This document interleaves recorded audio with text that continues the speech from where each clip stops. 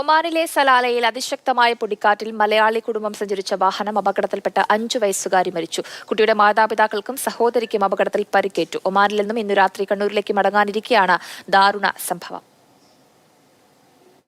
Muscat Salalah റോഡിലാണ് മലയാളികളെ ദുഃഖത്തിലാഴ്ത്തിയ അപകടമുണ്ടായത്. ശക്തമായ പൊടിക്കാറ്റിൽ റോഡിൽ മണൽക്കൂന രൂപപ്പെടുകയും നിയന്ത്രണം വിട്ട് വാഹനം മറിയുകയുമായിരുന്നു.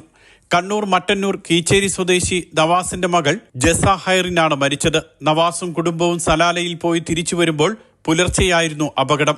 അപകടത്തിൽപ്പെട്ട വാഹനത്തിൽ നിന്നും പുറത്തേക്ക് തെറിച്ചു വീണ കുഞ്ഞ് സംഭവ സ്ഥലത്ത് വെച്ച് തന്നെ മരിച്ചു. നവാസ്, ഭാര്യ റസിയ, മൂത്തമകൾ സിയ ഫാത്തിമ എന്നിവർക്ക് അപകടത്തിൽ നിസാര പരിക്കേറ്റു. ഇവരെ ആശുപത്രിയിൽ പ്രവേശിപ്പിച്ചു. ഇന്നു രാത്രിയിൽ റസിയയും മക്കളും നാട്ടിലേക്ക് മടങ്ങാനിരിക്കെയാണ് അപകടം. നടപടിക്രമങ്ങൾ പൂർത്തിയാക്കി കുട്ടിയുടെ മൃതദേഹം നാട്ടിലേക്ക് കൊണ്ടുപോകുമെന്ന് KMCC പ്രവർത്തകർ അറിയിച്ചു. അതേസമയം ഈ മേഖലയിലൂടെ യാത്ര ചെയ്യുന്നവർ ജാഗ്രത പാലിക്കണമെന്ന് അധികൃതർ നിർദ്ദേശിച്ചിട്ടുണ്ട്. സുൽത്താൻ സയ്യിദ് ബിൻ തൈമൂർ റോഡിൽ ചിലയിടത്ത് മണൽക്കൂനയ്ക്ക് സാധ്യതയുണ്ടെന്നും ശക്തമായ പൊടിക്കാറ്റുള്ളതിനാൽ ജാഗ്രത പാലിക്കണമെന്നുമാണ് നിർദ്ദേശം. Mathrubhumi news, Muscat.